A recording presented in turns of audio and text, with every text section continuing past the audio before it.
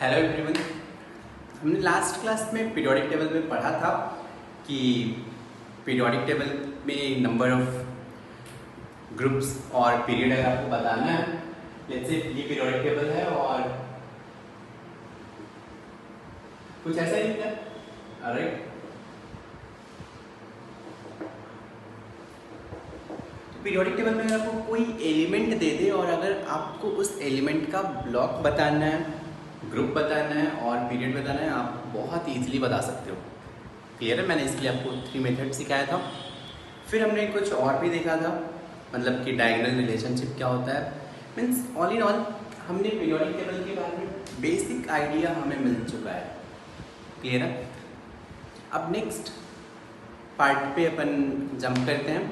Next part है हमारा periodicity in property. Means periodic table में अगर मैं लेफ्ट टू राइट जाऊँगा तो कौन कौन से प्रॉपर्टी में चेंजेस होंगे, और अगर मैं टॉप टू बॉटम आऊँ फिर कौन कौन से प्रॉपर्टी में चेंजेस होंगे, राइट। तो चलिए हेडिंग लेते हैं।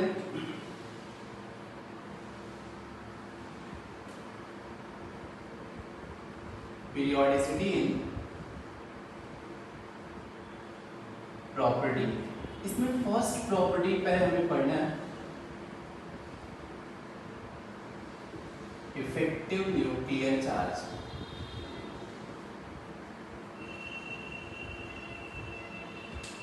चलिए हेडिंग दीजिए आप, इफेक्टिव न्यूक्लियर चार्ज, या फिर इसे अपन रिप्रेजेंट करेंगे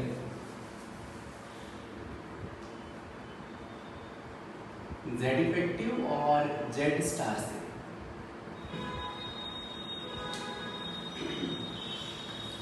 चलिए समझने का ट्राई करते हैं कि इफेक्टिव न्यूक्लियर चार्ज क्या होता है।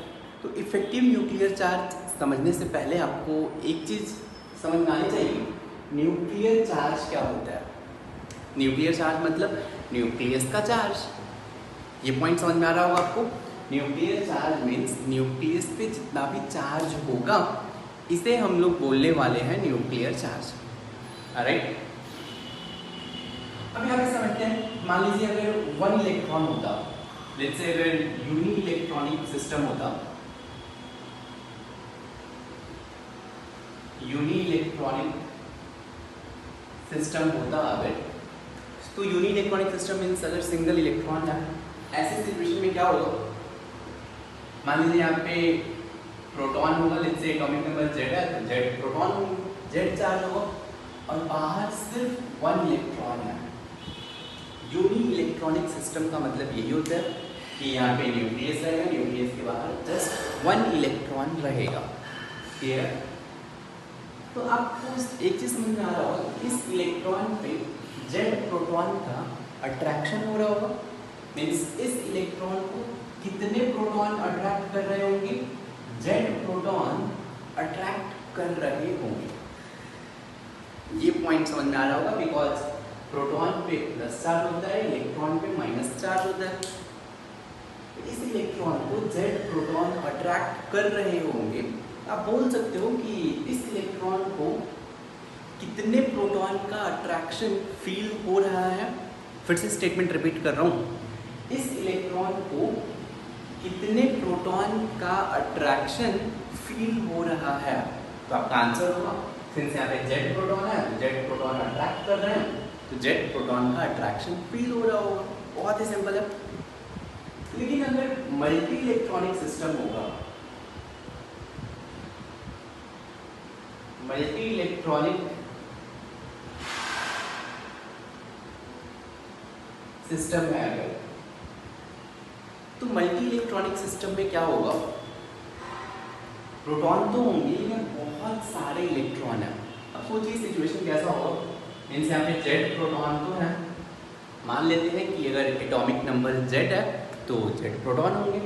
Z प्रोटॉन है, बहुत सारे इलेक्ट्रॉन है।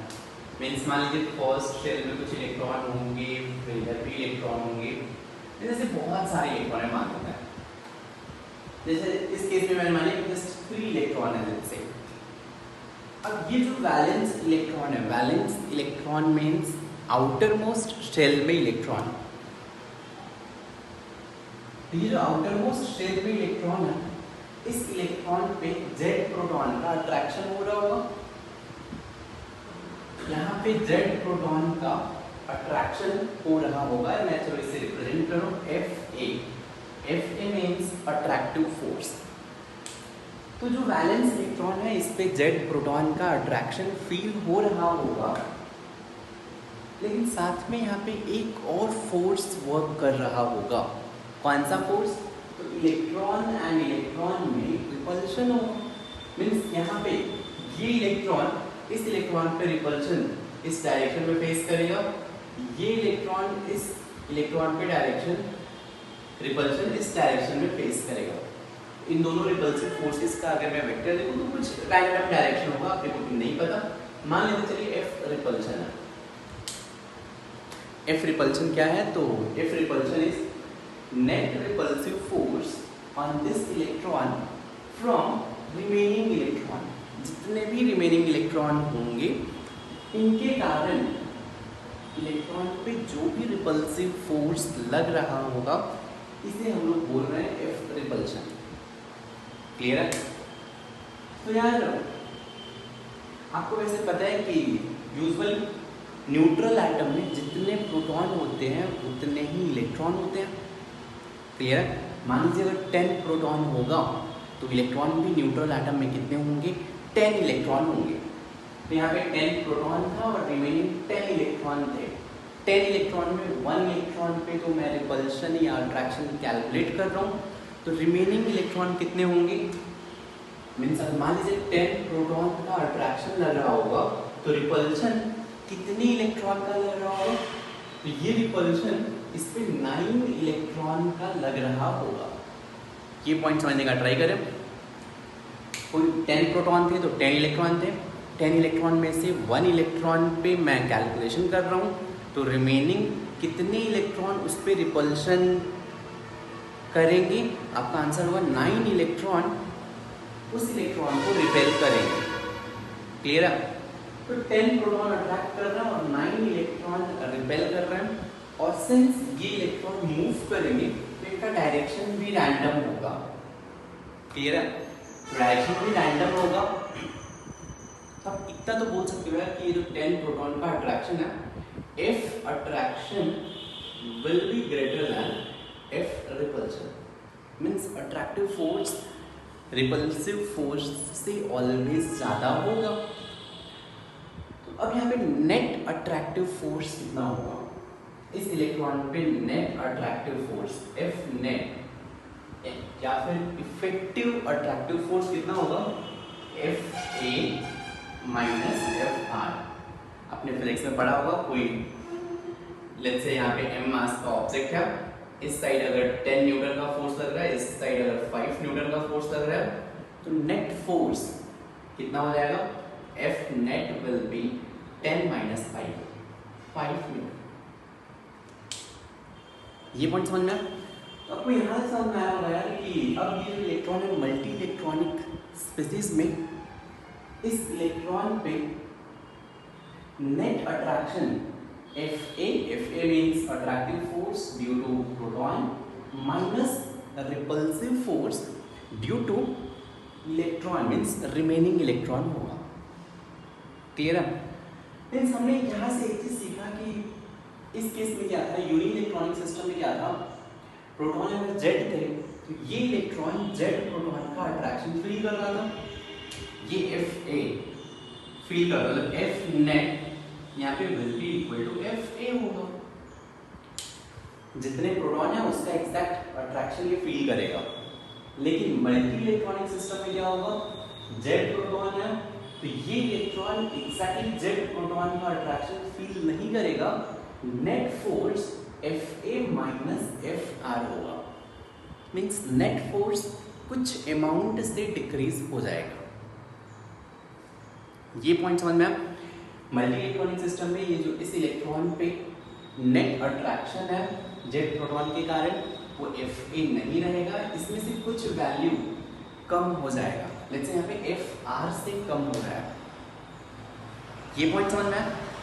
अब इसको ऐसे सोच सकते हो कि अपन सिंपल वे में समझने का ट्राई करें तो जेड प्रोटॉन प्रोटॉन था, जेड प्रोटॉन का अट्रैक्शन इस इलेक्ट्रॉन पे हो रहा था, लेकिन जो रिमेनिंग इलेक्ट्रॉन है, ये रिमेनिंग इलेक्ट्रॉन इस प्रोटॉन के अट्रैक्शन को शील्ड कर रहे हैं, मतलब ये प्रोटेक्ट कर रहे हैं इस इलेक्ट्रॉन को। ये स्टेटमेंट फिर से सुनना, जेड प्रोटॉन था, अगर ये इलेक्ट्रॉन नहीं होते लेट्स से, तो इस जेड प्रोटॉन का अट्रैक्शन इस इलेक्ट्रॉन पे होता, मींस इस इलेक्ट्रॉन पे अट्रैक्शन एफ ए ऑब्जर्व करते अपन, लेकिन बिकॉज ऑफ दीज इलेक्ट्रॉन इस पे नेट अट्रैक्टिव फोर्स डिक्रीज हो रहा है। तो हम लोग ऐसे सोच सकते हैं कि ये जो इलेक्ट्रॉन है, रिमेनिंग इलेक्ट्रॉन है, ये इलेक्ट्रॉन इस इलेक्ट्रॉन को प्रोटेक्ट कर रहे हैं या फिर शील्ड कर रहे हैं। शील्ड वर्क समझते हो, या फिर ऐसे स्क्रीन वर्क कर रहे हैं, ये शील्ड कर रहे हैं इस प्रोटॉन के अट्रैक्शन को स्टॉप करने के लिए, राइट। तो ये जितना ज़्यादा इलेक्ट्रॉन का नंबर होगा और बहुत ज़्यादा इलेक्ट्रॉन होंगे, तो फिर इस इलेक्ट्रॉन पे अट्रैक्टिव फोर्स बहुत कम फील होगा। अगर मैं यहाँ पे नंबर ऑफ इलेक्ट्रॉन बहुत ज़्यादा कर दूँ तो इफ रिपल्शन इंक्रीज हो जाएगा। इफ रिपल्शन इंक्रीज हो जाएगा इट मीन्स इस इलेक्ट्रॉन पे नेट अट्रैक्टिव फोर्स बहुत कम लगेगा, मीन्स इस इलेक्ट्रॉन को बहुत कम अट्रैक्शन फील होगा। ये पॉइंट समझना। तो आप इसको ऐसे सिंपल वे में और समझो। मान लीजिए कि आपके पास लेट्स से 2 स्टोरी बिल्डिंग है, राइट, और यहाँ पे लेट्स से सन है, SUN सन है, और लेट्स से समर का सीजन है, और समर सीजन में आपको पता है लेट्स से यहाँ पे बहुत ज़्यादा, अगर आप टेरेस पे रहोगे, राइट, सबसे ऊपर हो आप, तो आपको बहुत ज़्यादा हीट फील होगा। मीन्स सन का जस्ट इमेजिन करो ऐसे ही कि वो सन का हीट है लेट्स से 500 जूल एनर्जी ये सप्लाई कर रहा है, जस्ट ऐसे रैंडम एग्जांपल दे रहा हूँ। तो अगर आप टेरेस पे हो तो आपको बहुत ज़्यादा हीट फील होगा, लेट्स से 500 जूल का एनर्जी, इतना एनर्जी आ रहा था, इतना हीट आ रहा है, आप ऐसे मान लो। लेकिन यहीं पे देखो 500 जूल एनर्जी आ रहा है सन से, अगर आप फर्स्ट फ्लोर पे आ गए, मतलब घर में अगर फर्स्ट फ्लोर पे हो, तो ऑफ कोर्स आप सोच सकते हो समर सीजन में अगर आप टेरेस पे रहो आफ्टरनून में, और अगर फर्स्ट फ्लोर पे रहो तो यहाँ पे आपको कम हीट फील होगा, राइट। क्यों कम हीट फील होगा? बिकॉज ये जो वॉल है ये एज अ स्क्रीन वर्क करेगा, मीन्स ये सन की एनर्जी को क्या करेगा, शील्ड करेगा, राइट। अब हो सकता है कि आपको 500 जूल का जो हीट था इतना हीट फील ना हो, कम हीट फील होगा, मतलब अब आपको कम गर्मी लगने वाला है। तो लेट्स से मान लेते हैं कि चलो यहाँ पे 400 जूल इतना हीट आप फील कर रहे हो, तो फिर भी आपको लगेगा कि हाँ वेदर हॉट है। लेकिन अगर यहीं पे आप ग्राउंड फ्लोर पे आ जाओ, तो ग्राउंड फ्लोर पे क्या होता है, अगर समर सीजन है, अगर आप एकदम ग्राउंड फ्लोर पे रहो, सब कुछ कवर्ड है बिल्डिंग की, ग्राउंड फ्लोर में सबसे कम हीट फील होगा। जैसे यहाँ पे आपको ऐसा लगेगा कि 300 जूल का हीट फील कर रहे हो। देखो सन से एनर्जी 500 जूल ही आ रहा है, लेकिन टेरेस पे डायरेक्टली 500 जूल एनर्जी आप फील कर रहे हो। फर्स्ट फ्लोर पे इसने बिल्डिंग ने थोड़ा सा एनर्जी को स्क्रीन कर दिया, स्टॉप कर दिया, तो आपको जस्ट 400 जूल का एनर्जी फील हो रहा है। अगर यहीं पे आप ग्राउंड फ्लोर पे आ रहे हो, एनर्जी तो यहाँ से 500 जूल का आ ही रहा है, लेकिन आपको बहुत कम एनर्जी अब फील हो रहा है। मीन्स सिर्फ कितना एनर्जी फील हो रहा है, 300 जूल का एनर्जी, इतना एनर्जी फील हो रहा है। ये पॉइंट समझना। एक चीज बस समझने का ट्राई करना कि आपको 300 जूल एनर्जी फील हो रहा है इस ग्राउंड फ्लोर पे। इसका मतलब ये नहीं है कि सन जस्ट 300 जूल एनर्जी सप्लाई कर रहा है। सन ने 500 जूल एनर्जी सप्लाई किया, लेकिन बिल्डिंग ने यहाँ पे और यहाँ पे स्क्रीन कर लिया, एनर्जी को एब्जॉर्ब कर लिया। जस्ट कितना एनर्जी आपको फील हो रहा है, 300 जूल एनर्जी फील हो रहा है। पहले आपको ये पॉइंट समझना है। आप इसको ऐसे भी समझ सकते हो कि 300 जूल एनर्जी फील हो रहा है जबकि सन यहाँ से 500 जूल एनर्जी सप्लाई कर रहा था। अभी आपको जैसा वेदर लगेगा, मतलब यहाँ पे ऐसा है कि आपको 300 जूल एनर्जी फील कर रहे थे, इसका मतलब कुछ ऐसा ही हुआ कि आप किसी और सीजन में टेरेस पे हो और अगर सन यहाँ से 300 जूल एनर्जी सप्लाई करता है, लेट्स से सेकेंड केस में मान रहा हूँ, आप डायरेक्टली अगर सन को फेस कर रहे हो और अगर सन 300 जूल एनर्जी सप्लाई कर रहा है, यहाँ भी ऑल्दो सन 500 जूल एनर्जी सप्लाई कर रहा है, लेकिन आपको फील कितने का हो रहा है? आपको यहाँ पे सिर्फ 300 जूल एनर्जी फील हो रहा है। आपको जितना गर्मी यहाँ पे लगेगा सेम टेम्परेचर आपको यहाँ पे फील होगा। मैं मान रहा हूँ कि बाकी सारे कंडीशन कांस्टेंट हैं। ऑफ कोर्स बाकी सब, जब यहाँ पे वाटर है तो आपको ठंडी लग सकती है, आप फैन लगा लो तो आपको ठंडी लग सकती है, लेकिन अपन वो सब चीज़ नेग्लेक्ट कर रहे हैं। ये 300 जूल एनर्जी आपको फील हो रहा है, इसका मतलब ऐसा है कि अगर सन डायरेक्टली 300 जूल एनर्जी एमिट करता तो उतना ही गर्मी आपको लगता जितना अभी सन 500 जूल एनर्जी सप्लाई कर रहा है। लेकिन आप ग्राउंड फ्लोर में हो तो ग्राउंड फ्लोर पे क्या हो रहा है, इस बिल्डिंग ने थोड़ा सा एनर्जी एब्जॉर्ब कर लिया। ये पॉइंट समझना मीन्स मैं ऐसे बोल सकता हूँ कि सन से जो एनर्जी आ रहा था, बिल्डिंग ने इस एनर्जी को स्क्रीन कर दिया, राइट? या फिर ऐसे प्रोटेक्ट कर लिया, या फिर आप बोल सकते हो शील्ड कर लिया। शील्ड समझते हो? SHIELD, right? कुछ ऐसे ही आप यहाँ पे सुनो।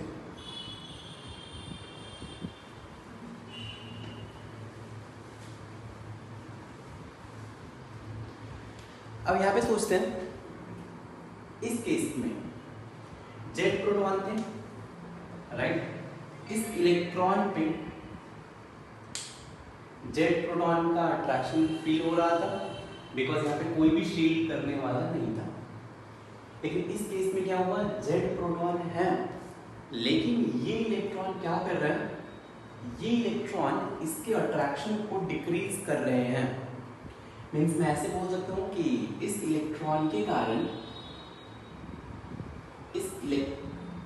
इन रिमेनिंग इलेक्ट्रॉन के कारण इस इलेक्ट्रॉन पे नेट अट्रैक्शन डिक्रीज हो रहा है। मीन्स आप ऐसे भी सोच सकते हो कि ये इलेक्ट्रॉन क्या कर रहे हैं, इस प्रोटॉन के अट्रैक्शन को शील्ड कर रहे हैं। मीन्स इस प्रोटॉन के अट्रैक्शन को डिक्रीज कर रहे हैं, या फिर जस्ट इस प्रोटॉन के अट्रैक्शन को स्टॉप कर रहे हैं। क्लियर है? तो अब जो ये इलेक्ट्रॉन है, इसको जेड प्रोटॉन का अट्रैक्शन फील नहीं होगा, अब इस पे नेट अट्रैक्शन डिक्रीज हो जाएगा। क्लियर है?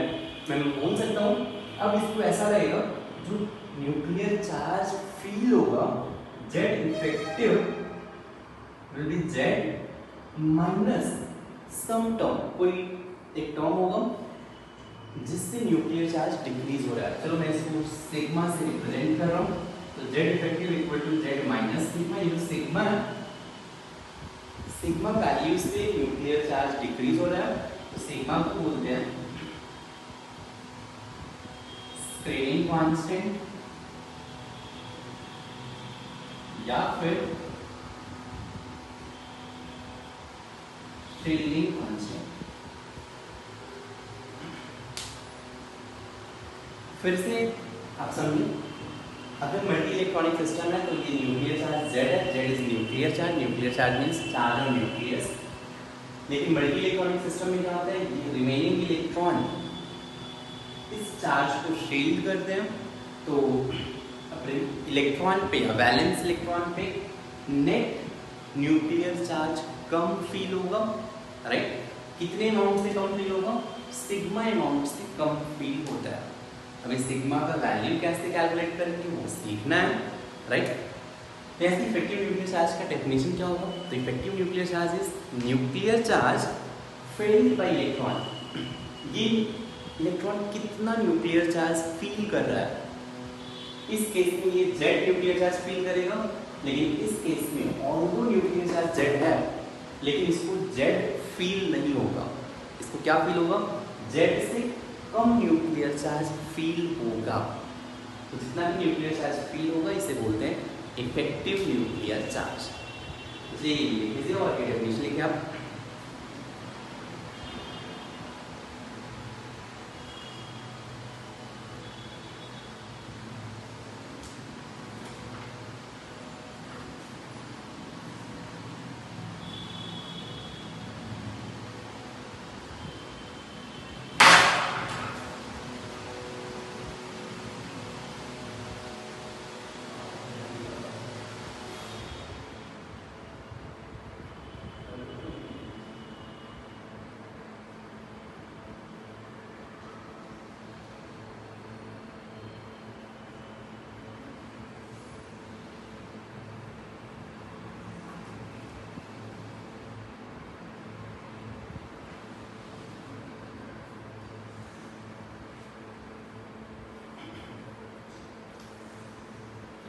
ये लिखिए आप, नोट करिए। ड्यू टू प्रेजेंस ऑफ, अभी पॉइंट नोट कर लो, ये सब डायग्राम ड्रॉ कर लो, ये और ये डायग्राम ड्रॉ कर लो, ठीक ना, ये वाला। फिर इसके आगे लिखिए कि due to presence of inner electron, due to presence of inner electron, due to presence of inner electron, attractive force of nucleus, due to presence of inner electron, attractive force of nucleus on valence electron, attractive force of nucleus on valence electron is decreased, on valence electron is decreased। हो गया। फिर ये point लिखिए कि nuclear charge feel, समझ लो feel का अर्थ, nuclear charge felt by, nuclear charge felt by electron, nuclear charge felt by electron is called effective nuclear charge। nuclear charge felt by electron is called effective nuclear charge। ये तो हो गया effective nuclear charge क्या होता है। इस case में effective nuclear charge Z होगा, बिकॉज इसको जेड प्रोटॉन का अट्रैक्शन फील होगा। यहाँ पे इफेक्टिव न्यूक्लियर चार्ज जेड नहीं होगा, बिकॉज इससे कुछ जेड से कम प्रोटॉन का अट्रैक्शन फील होगा। तो कितने अमाउंट से डिक्रीज हो रहा है? सिग्मा अमाउंट से डिक्रीज हो रहा है। अभी सिग्मा कैसे कैलकुलेट करेंगे ये सीखना है। इसी को बेसिकली स्ट्रेनिंग कांस्टेंट या स्ट्रेलिंग कांस्टेंट बोलते हैं।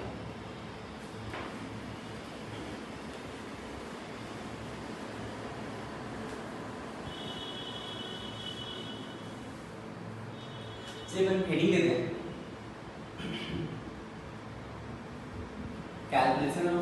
Calculation of sigma using Slater's rule।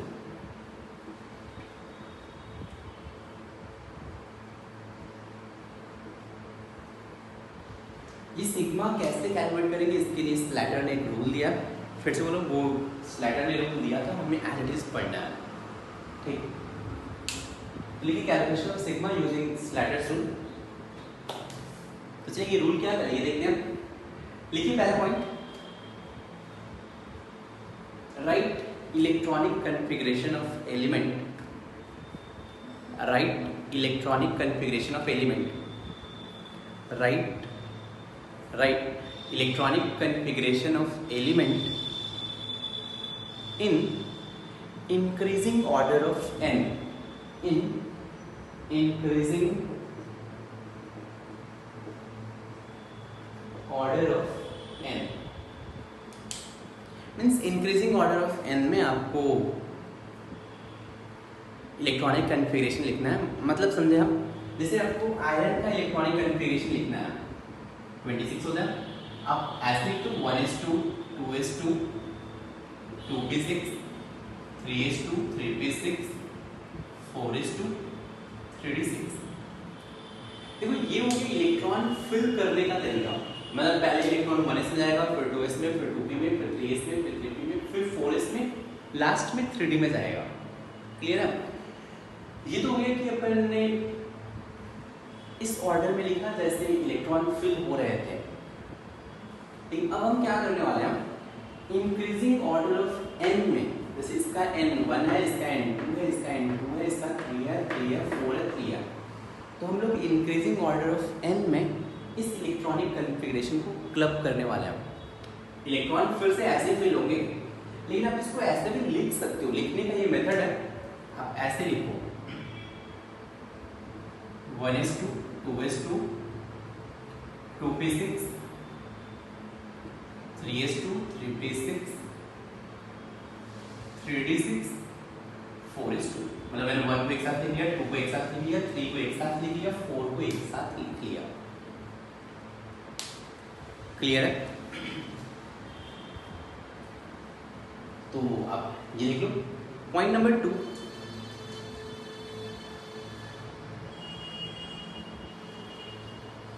Point number 2 लिखिए, अ ग्रुप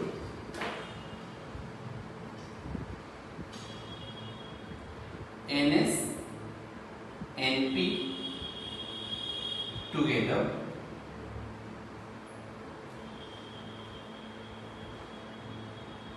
ऐसे group NS NP ND NF, ऐसा कुछ 3 ग्रुप बनाना है। ग्रुप NS NP एक साथ रहेंगे, S और P, NS NP एक साथ रहेंगे, ND एक साथ रहेगा, NF एक साथ रहेगा। अब इस स्टेटमेंट का मतलब क्या है ये समझ रहे हैं। मान लीजिए कोई इलेक्ट्रॉनिक कन्फिग्रेशन है 1s, 2s, 2p, 3s, 3p, 4s, 4p, 4d, 4f। मतलब मेरा मतलब ये है कि आपने ऐसे जस्ट 1 2 3 4 एक साथ क्लब कर लिया, इसके बाद 4s, 4d, 4f, 5s, 5p। ये जस्ट मैं रैंडमली ले रहा हूँ, ठीक है, आपको जस्ट एक्सप्लेन करने के लिए। मान लीजिए आपने किसी एलिमेंट के इलेक्ट्रॉनिक कन्फिग्रेशन लिखा, उसका इलेक्ट्रॉनिक कन्फिग्रेशन है 1:2, 2:2, 2p6, 3:2, 3p6, 4:2, 4p6, 4d10, 4f, 14, 5s2, 5p6, कुछ ऐसा है। मतलब आपने इलेक्ट्रॉनिक कन्फिग्रेशन लिखा पहला स्टेप, फिर आपने इनको इंक्रीजिंग ऑर्डर ऑफ n में रीअरेंज कर लिया, 1 एक साथ, 2 एक साथ, 3 एक साथ, 4 एक साथ, 5 एक साथ। फिर से बोल रहा हूँ, ये हो सकता है ये किसी एलिमेंट का इलेक्ट्रॉनिक कन्फिग्रेशन ऐसा ना है, सिर्फ आपको एक्सप्लेन करने के लिए बता रहा हूँ।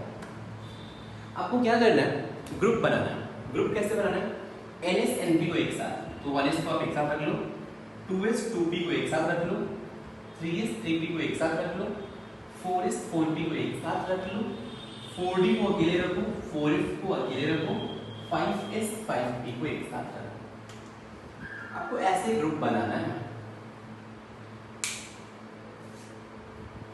क्लियर है क्या?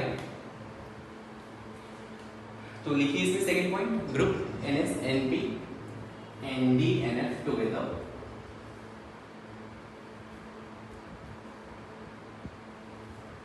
लिख लीजिए, ऐसे ग्रुप बनाना है।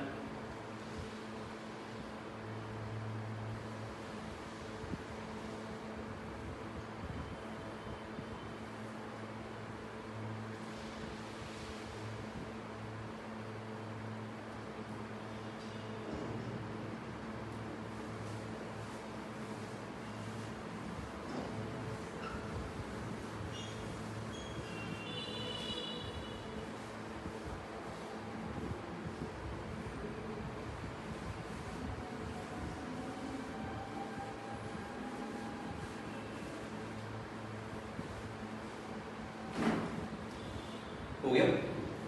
अब देखिए रूल क्या है, अब आपको कोई भी ऑर्बिटल दे दे, कोई भी इलेक्ट्रॉन दे दे, आपको इस पे सिग्मा कैलकुलेट करना है। मतलब कोई भी इलेक्ट्रॉन दे दे, वो इलेक्ट्रॉन आइदर S में प्रेजेंट होगा, या फिर P में प्रेजेंट होगा, या फिर D में प्रेजेंट होगा, या फिर F में प्रेजेंट होगा। इन्हीं सारे ऑर्बिटल में प्रेजेंट होगा। अब उस इलेक्ट्रॉन पे सिग्मा कैलकुलेट करना है, ये हमारा पॉइंट है। अब देखिए वो जो इलेक्ट्रॉन होगा जिसपे आपको सिग्मा कैलकुलेट करना है वो आइदर sp में हो सकता है या फिर वो इलेक्ट्रॉन d का हो सकता है या फिर f का हो सकता है। क्लियर है? तो यहाँ पे रूल ये है, यहाँ पे दो केस बनेंगे। Third point, for calculating sigma, मैं यहाँ पे दो केस बना देता हूं। If electron is present in NsNp, अगर NsNp में है तो इनके लिए रूल सेम है, या फिर हो सकता है if electron is present in Nd और Nf। N मतलब कोई प्रिंसिपल क्वांटम नंबर, D और F ऑर्बिटल में हो सकता है तो इनके लिए रूल कॉमन है। S और P ऑर्बिटल में है तो इनके लिए रूल कॉमन है। क्लियर है? तो चलिए रूल नंबर 1 ये है, फर्स्ट रूल। अब जिस इलेक्ट्रॉन के लिए मान लीजिए अगर Ns या Np में जैसे मान लो कि 4s42 इस ग्रुप में इलेक्ट्रॉन है, मान लीजिए आपको सिग्मा कैलकुलेट करना है, sigma for 4s electron calculate करना है। 4s में इलेक्ट्रॉन है, इसके लिए सिग्मा कैलकुलेट करना है, राइट? तो रूल ये है कि जिस ग्रुप में ये इलेक्ट्रॉन मींस 4s वाला इलेक्ट्रॉन इस ग्रुप में है, इसके राइट साइड वाले जितने भी इलेक्ट्रॉन होंगे इनका सिग्मा में कंट्रीब्यूशन 0 होगा। रूल नंबर 1 ये आप याद रखें। मैं जिस ग्रुप में इलेक्ट्रॉन है इसके राइट साइड वाले ये ग्रुप हो गया, इनका कंट्रीब्यूशन सिग्मा में कितना होगा? 0 होगा। ये आपको फर्स्ट रूल याद रखना है। क्लियर है क्या? तो फर्स्ट रूल ये है कि अगर NsNp में इलेक्ट्रॉन प्रेजेंट है, मैं आपको लिख देता हूं first rule, electrons present in right side of group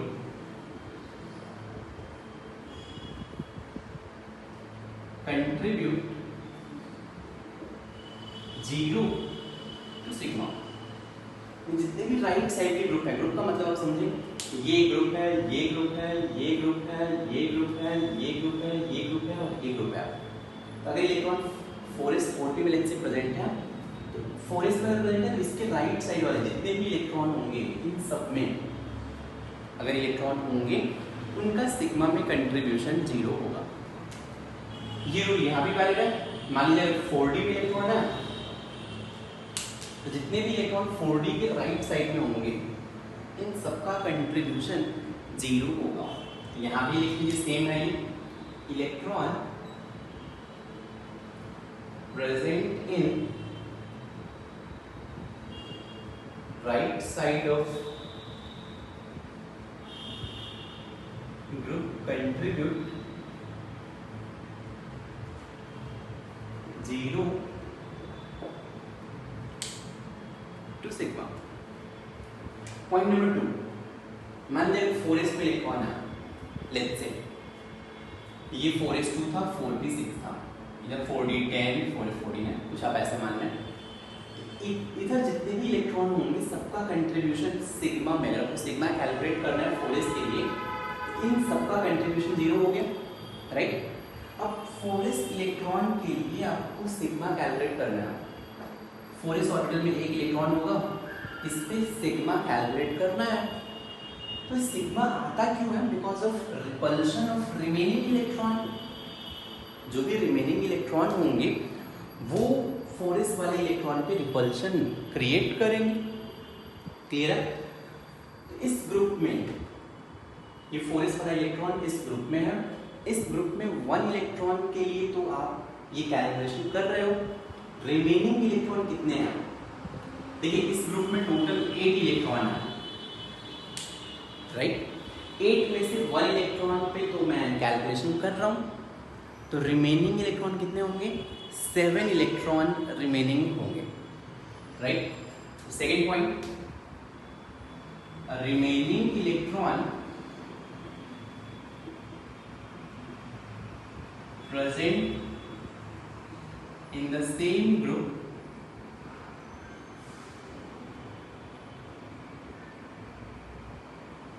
contribute 0.35 to sigma।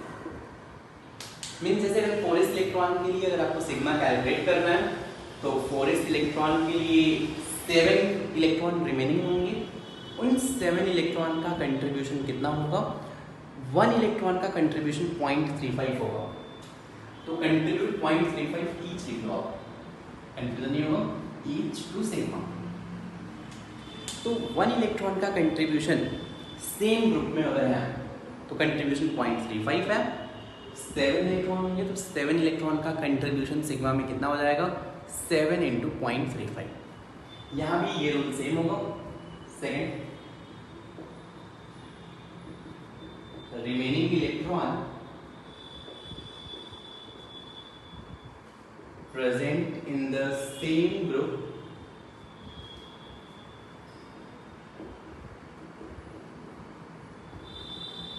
contribute 0.35 each to sigma।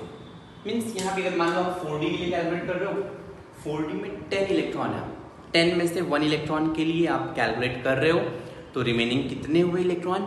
Remaining 9 electron उस इलेक्ट्रॉन पे रिपल्शन एक्सर्ट करेंगे, तो 9 इलेक्ट्रॉन का कंट्रीब्यूशन कितना हो जाएगा? 9 × 0.35। क्लियर है?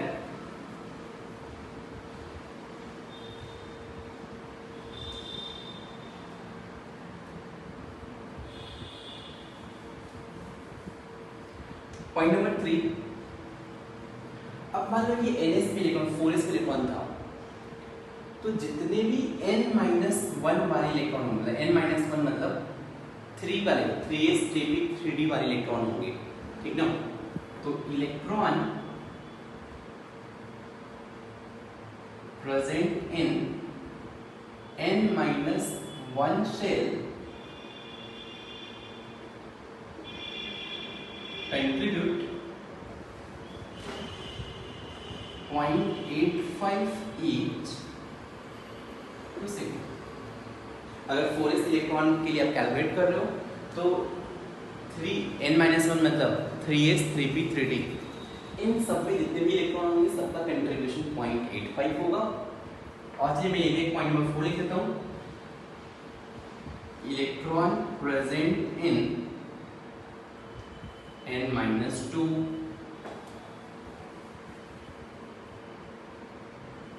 n-3 ऐसे ही बाकी जितने भी अब इलेक्ट्रॉन होंगे dot dot dot contribute 1 each to sigma। देखो 4s में था तो 3s 3p 3d वाले का कंट्रीब्यूशन 0.85 होगा, बाकी जितने भी इनर शेल वाले हैं सबका कंट्रीब्यूशन 1 होगा, राइट। जल्दी नोट करिए अपन।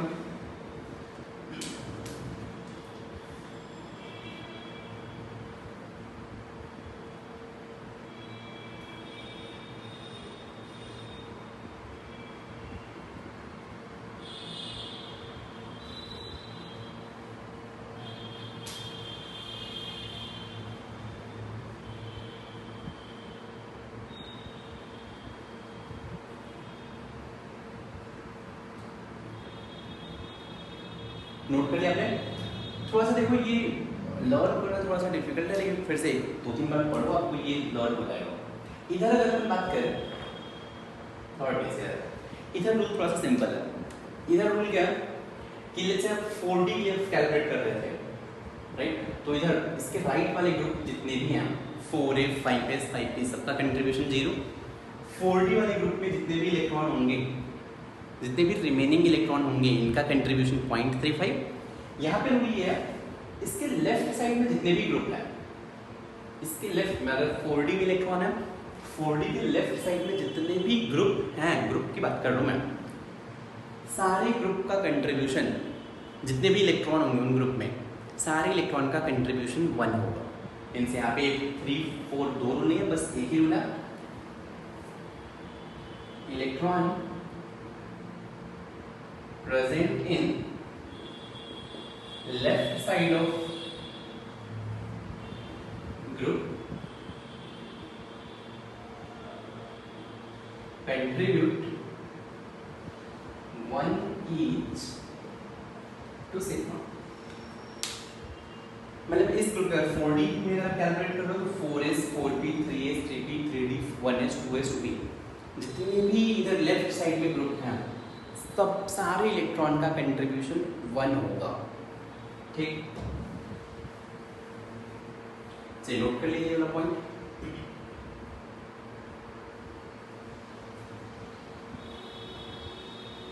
आपने नोट कर लिया होगा, फिर से आप एक बार पढ़ लें, आप अच्छे से लर्न कर लें, फिर प्रॉब्लम पे आते हैं।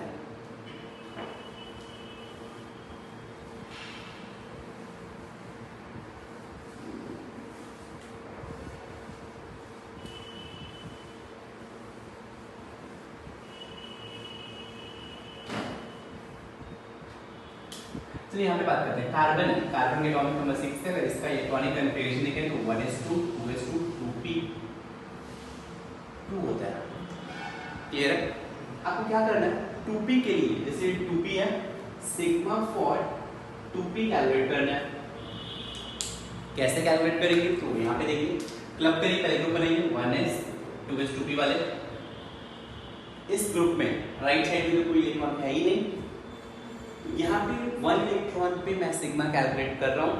रिमेनिंग कितने इलेक्ट्रॉन है, 3, तो 3 इलेक्ट्रॉन, ईच इलेक्ट्रॉन का कंट्रीब्यूशन 0.35 प्लस n-1 शेल में है, तो n-1 शेल में इलेक्ट्रॉन का कंट्रीब्यूशन 0.85 होता है, तो 2 इलेक्ट्रॉन है तो 2 × 0.85, तो कितना हो जाएगा 1.05 प्लस 1.7, ये हो जाएगा 2.75, ये सिग्मा हो जाएगा। तो Z इफेक्टिव कितना हो जाएगा, 2p वाला इलेक्ट्रॉन को कितने न्यूक्लियर चार्ज का अट्रैक्शन फील हो रहा होगा, तो Z माइनस सिग्मा, Z आपको पता है 6 माइनस 2.75, ये हो जाएगा 3.25। राइट, चलिए second example, magnesium 12, 1s2, 2s2, 2p6, आपको कैलकुलेट करना है सिग्मा ऑन 3s। तो आपको सिग्मा ऑन 3s कैलकुलेट करना है, खुद से ट्राई करें। पहले ग्रुप बनना है, तो 1s वाले को 2s और ये 3s।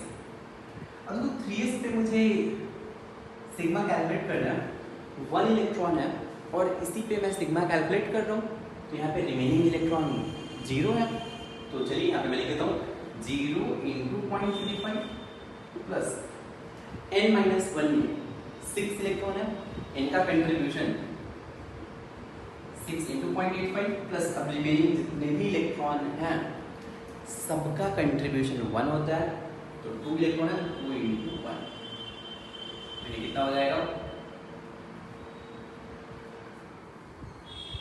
5.1 प्लस 2 मीन्स हो जाएगा 7.1। Z इफेक्टिव कितना हो जाएगा, Z माइनस सिग्मा, Z है 12 माइनस 7.1 मीन्स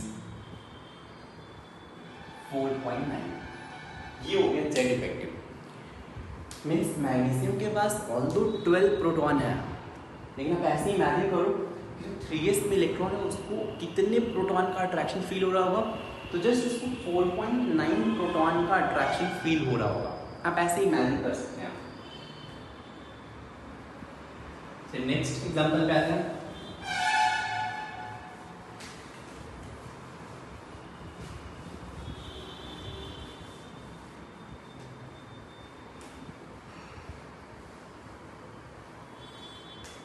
थर्ड, आयरन का एटॉमिक नंबर 26 से पहले इसका इलेक्ट्रॉनिक कॉन्फ़िगरेशन लिखते हैं। 1s2, 2s2, 2p6, 3:3d6 4:3d6। आपको कैलकुलेट करना है sigma on 3d and sigma on 4s, दोनों पे आपको सिग्मा कैलकुलेट करना है। ट्राई करें।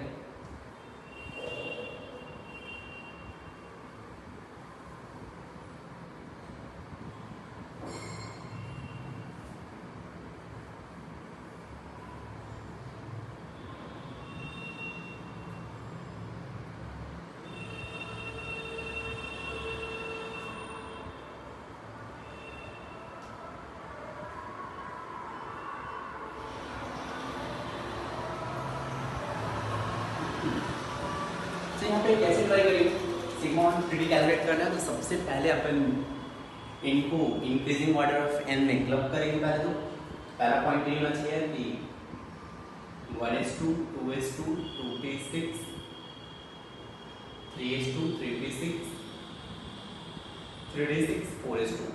आप ऐसे इंक्रीजिंग ऑर्डर ऑफ n में लिखें, फिर इनको क्लब करें 1:2 2:2 2:6 को एक साथ, 3:2 3:6 को एक साथ, 3:6 अलग 4:2 अलग। अब अगर मुझे सिग्मा ऑन 3d कैलकुलेट करना है तो राइट साइड वाले का कंट्रीब्यूशन 0 होगा। सेम शेल वाले में 3d में रिमेनिंग 5 इलेक्ट्रॉन होंगे, सबका कंट्रीब्यूशन 0.35, तो 0.35 इंटू 5 प्लस जितने भी लेफ्ट साइड में ग्रुप हैं सबका कंट्रीब्यूशन 1 होता है। डी में ये रूल है 18 इलेक्ट्रॉन है तो प्लस 18, तो ये हो जाएगा कितना 5 इंटू 0.35 1.75 प्लस 18 मिल जाएगा 19.75। तो जेड इफेक्टिव हो जाएगा जेड माइनस सिग्मा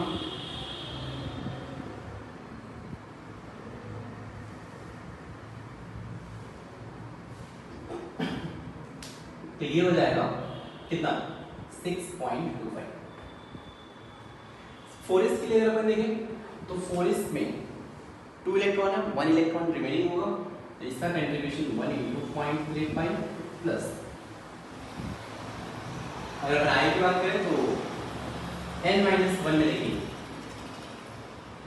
14 इलेक्ट्रॉन है, 14 इंटू 0.85 प्लस इन सबका कंट्रीब्यूशन 1 ईच होता है तो 10, ये हो जाएगा 0.35 प्लस ये कितना हो जाएगा, ये हो जाएगा अगर आप इसे सॉल्व करेंगे 10.2 और 1.7 11.9 प्लस 10। एक बार जस्ट कैलकुलेशन आप चेक कर लेना, ठीक है। तो ये हो जाएगा 11 और 10 21 इनसे 22.25। यहाँ पे z इफेक्टिव आप देखेंगे z माइनस सिग्मा तो 26 माइनस 22.25, तो ये कितना आ जाएगा 3.75। तो आपको एक चीज समझ में आ रहा होगा कि 3d पे इफेक्टिव न्यूक्लियर चार्ज 6.25 है, 4s पे इफेक्टिव न्यूक्लियर चार्ज 3.75 है। मतलब 3d एंड 4s में कौन न्यूक्लियर चार्ज ज़्यादा फील कर रहा है? तो 3d वाला ज़्यादा न्यूक्लियर चार्ज फील करेगा, मीन्स 3d वाले पे अट्रैक्शन ज़्यादा फील करेगा, 4s वाला कम अट्रैक्शन फील करेगा। इसीलिए अगर आपको आयरन से इलेक्ट्रॉन रिमूव करना है, कौन सा रिमूव करेंगे, 3d वाला या 4s वाला? सिंस 4s वाले पे कम न्यूक्लियर चार्ज फील होते हैं, इसीलिए 4s वाले को इलेक्ट्रॉन को रिमूव करेंगे। क्लियर है? तो चाहे तो ये पॉइंट नोट में लिखिए कि सिंस इफेक्टिव न्यूक्लियर चार्ज, ये पॉइंट कंक्लूजन लिखिए कि since effective nuclear charge on 4s is less than 3d, since effective nuclear charge on 4s is less than 3d, therefore it is easier to remove electron, therefore it is easier to remove electron from 4s than 3d। therefore it is easier to remove electron from 4s than 3d. So मैंने next point पे आते हैं।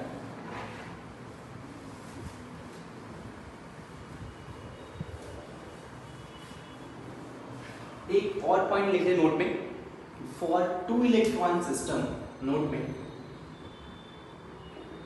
For 2 electron system sigma is 0.30। For 2 electron system sigma is 0.30। इसका मतलब क्या है, अगर helium है, इलेक्ट्रॉनिक कन्फिग्रेशन 1:2, 1 इलेक्ट्रॉन पे आप सिग्मा कैलकुलेट करोगे, रिमेनिंग कितना है, 1 इलेक्ट्रॉन है, तो यहाँ पे याद रखें 0.35 नहीं होता है, जस्ट 0.3 होता है, तो यहाँ पे सिग्मा विल बी 0.3।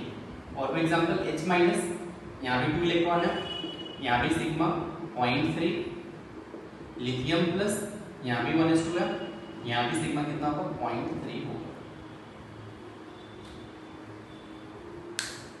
क्लियर है, नोट कर लीजिए।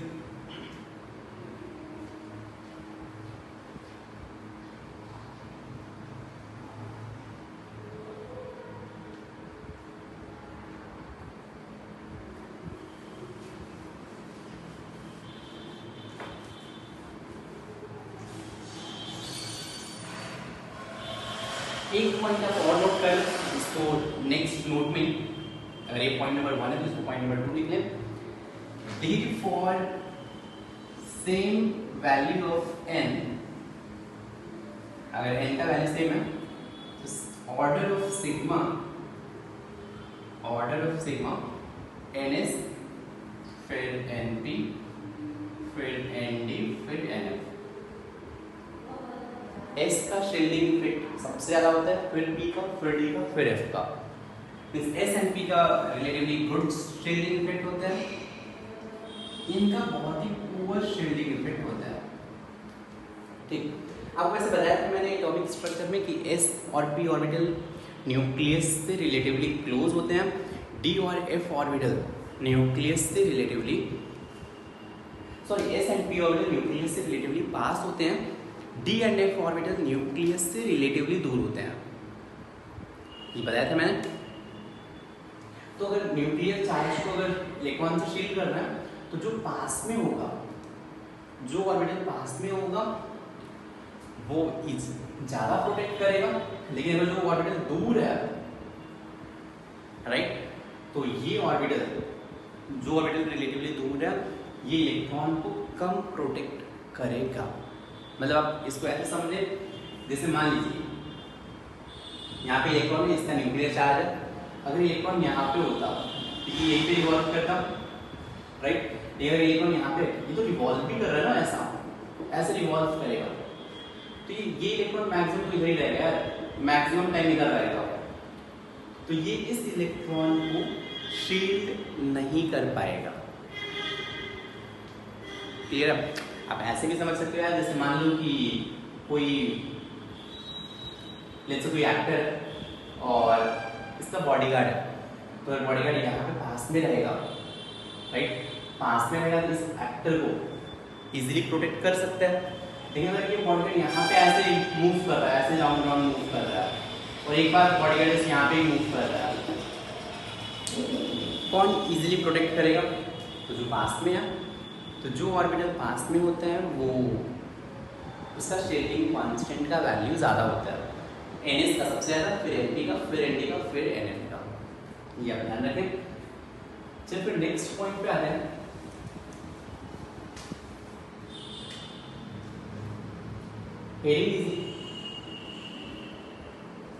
पीरियोडिसिटी इन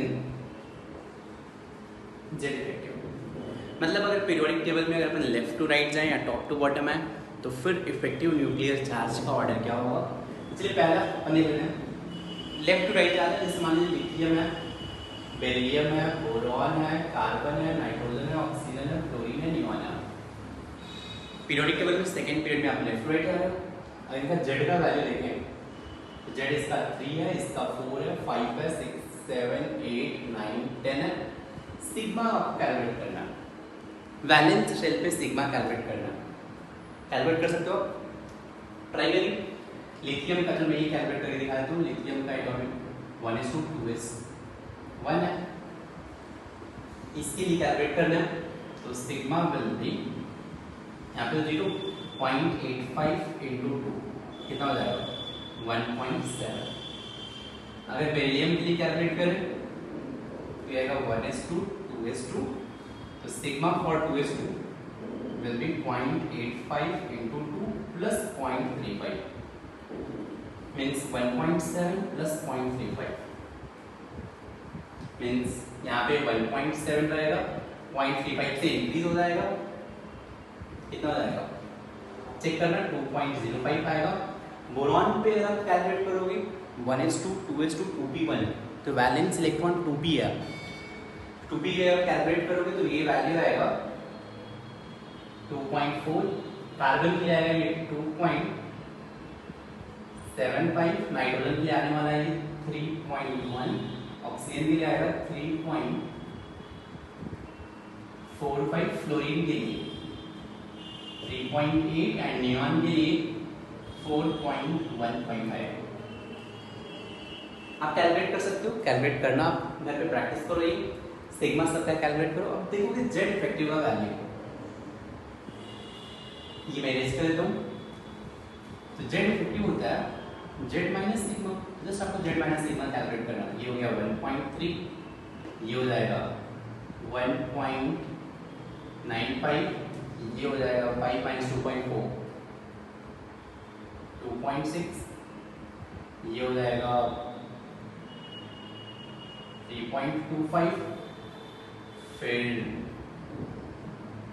3.9, फिर ये हो जाएगा 4.55, फिर ये 9 माइनस 3.8 5.2 क्लियर, और ये हो जाएगा 5.85। अब देख रहे हैं कि पीरियोडिक टेबल में अगर आप लेफ्ट टू राइट जाएंगे तो जेड इफेक्टिव इंक्रीज होता है कितने वैल्यू से 0.65 से। मैं यहाँ पे कंक्लूड कर सकता हूँ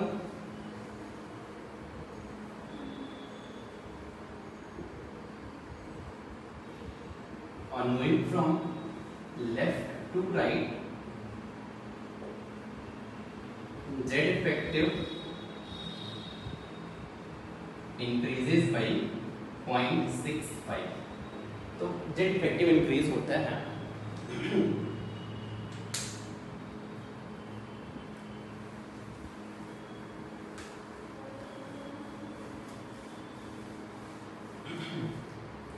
सेकेंड पॉइंट, अगर टॉप टू बॉटम की बात करो, मतलब लिथियम है, फिर इसके नीचे सोडियम है, इसके नीचे पोटेशियम है, इसके नीचे रुबिडियम है, इसके नीचे सीजियम है, इसके नीचे फ्रांसियम है।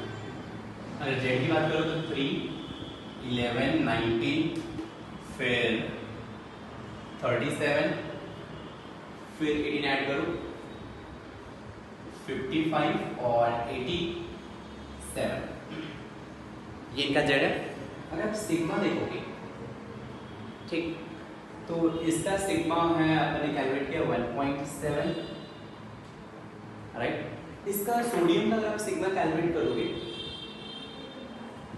कर सकते हो आप सिग्मा, जैसे सोडियम का अपन कैलकुलेट कर लें सिग्मा, सोडियम के लिए 11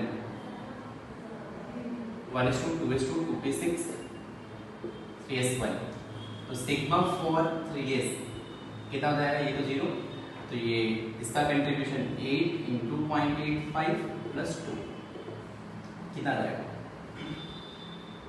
6.8 प्लस 2 मीन्स ये हो जाएगा 8.8, ये हो गया 8.8, क्लियर है। सिमिलरली आप पोटेशियम के लिए कैलकुलेट करो तो ये आएगा 16.8 आएगा। आप कैलकुलेट करके देखना, ये वैल्यू आएगा 34.8, ये आएगा 52.8, ये आएगा 84.8। तो अगर आप जेड इफेक्टिव फाइंड करोगे तो यहाँ पे आएगा 1.3, यहाँ पे 2.2, यहाँ पे 2.2 2.2 2.2 2.2, इमेज कर रहा हूँ। अब बोल सकते हो प्रैक्टिकली कि from top to bottom Z effective remains constant। तो पीरियोडिक टेबल में अगर आप लेफ्ट टू राइट जाएंगे तो Z effective इंक्रीज होगा, टॉप टू बॉटम आएंगे तो Z effective कांस्टेंट होगा।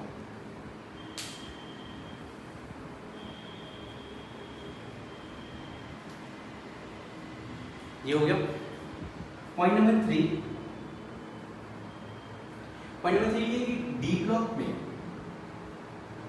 इन D block on moving from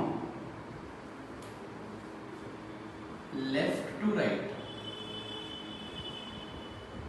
मतलब लेफ्ट राइट मतलब स्कैंडियम है, टाइटेनियम है, वैनेडियम है, क्रोमियम है, मैंगनीज है, iron, cobalt, nickel, copper, zinc. अगर आप लेफ्ट टू राइट जाओगे, आपको सबका जेड पता है, सिग्मा कैलकुलेट कर सकते हो।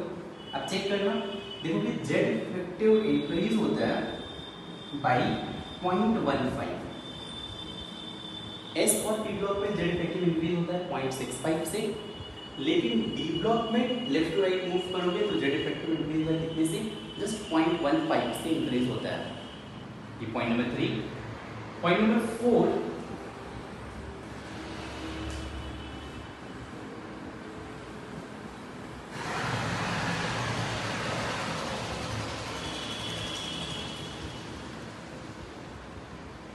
in D block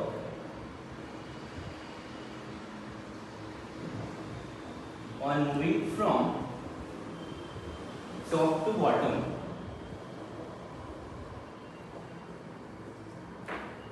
अगर डी ब्लॉक में आप टॉप टू बॉटम मूव करेंगे, जैसे मान लीजिए 3D सीरीज है, 4D सीरीज है, 5D सीरीज है। 3D सीरीज मतलब स्कैंडियम से लेके जिंक तक है, ये इट्रियम से लेके कैडमियम तक है, ये लैंथेनम फिर हैफनियम से लेके Hg तक है, राइट। अगर आप देखेंगे कि 3D से 4D, 4D से 5D सीरीज में आएंगे तो यहाँ पे क्या होता है कि इसमें देखो यार सिर्फ 3D में ही इलेक्ट्रॉन आएंगे। अगर आप स्कैंडियम का इलेक्ट्रॉनिक कन्फिगरेशन लिखोगे तो सिर्फ 3D में ही इलेक्ट्रॉन फिल होंगे। इसमें क्या होगा, 3D में भी इलेक्ट्रॉन होगा, 4D में भी इलेक्ट्रॉन होगा। अगर इनमें देखोगे ये हैफनियम, इन सबका अगर आप इलेक्ट्रॉनिक कन्फिगरेशन लिखोगे तो यहाँ पे 3D में भी इलेक्ट्रॉन रहेंगे, 4D में भी रहेंगे, 5D में भी रहेंगे, 4F में भी इलेक्ट्रॉन रहेंगे। अब सोचिए क्या होगा अगर 3D में, 4D में, 5D में इन सब में इलेक्ट्रॉन आ रहे हैं। आपको पता है कि D और F ऑर्बिटल का सिग्मा कम होता है, तो D एंड F का सिग्मा रिलेटिवली कम होता है, जितना एक्सपेक्ट करते हैं उनसे कम होता है।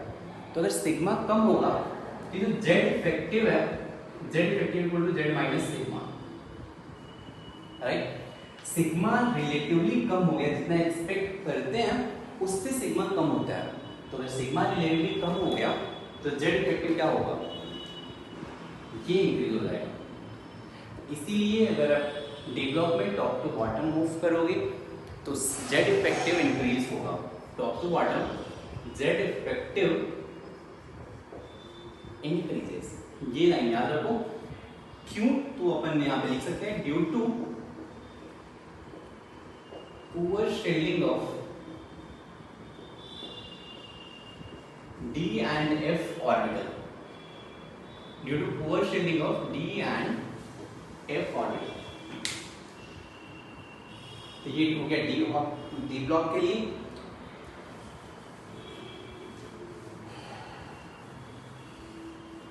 चलिए फिर फिफ्थ पॉइंट, अगर कोई एलिमेंट है A और कोई एलिमेंट है A+, इन दोनों में जेड इफेक्टिव किसका ज्यादा होगा।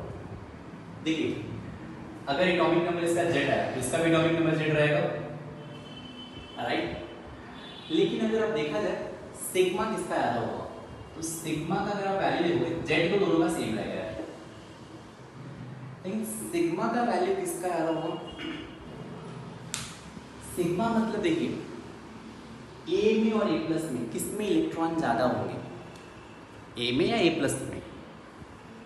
ए में इलेक्ट्रॉन ज्यादा होंगे, A+ मतलब उसमें इलेक्ट्रॉन कम हो गया, तो तो अगर कोई न्यूक्लियस है, अगर इलेक्ट्रॉन जितना ज्यादा होगा, याद रखो number of electron increases sigma increases, जितना इलेक्ट्रॉन ज्यादा होगा ये ज्यादा शील्ड करेगा। तो मैं यहाँ पे लिख सकता हूँ यार कि number of electron increases sigma increases. Shielding quantity electron he shield करते हैं, तो अगर इलेक्ट्रॉन का नंबर ज़्यादा होगा तो फिर शील्डिंग क्वांटिटी ज़्यादा होगा। ए एंड ए प्लस में ए में इलेक्ट्रॉन ज़्यादा है तो सिग्मा ए का ज़्यादा होगा, ए का सिग्मा ज़्यादा है।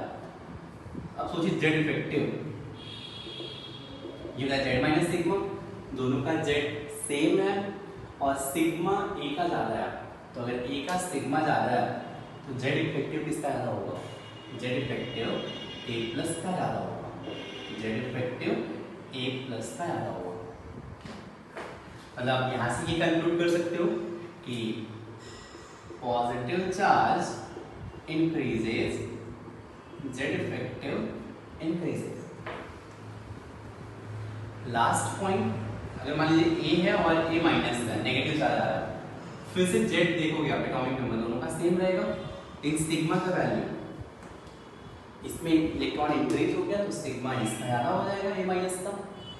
अब जेड इफेक्टिव, सिंस इसका सिग्मा ज़्यादा है तो जेड इफेक्टिव कम हो जाएगा, because Z effective is Z minus sigma, तो जेड इफेक्टिव ए का ज़्यादा होगा। अब ये भी नोट कर लें कि negative charge increases, Z effective decreases. तो ये 6 पॉइंट आप जेड इफेक्टिव में याद रखें, बहुत ही इंपॉर्टेंट है ये। इसके बेसिस पे हम आगे का जितना भी atomic radius, ionization energy, electron gain enthalpy या इलेक्ट्रॉन एफिनिटी, इलेक्ट्रॉन नेगेटिविटी, वो सब डिस्कस करेंगे। इसके लिए आपको इफेक्टिव न्यूक्लियर चार्ज समझ में आना चाहिए। क्लियर है? चलिए आज के लिए इतना ही। Thank you so much.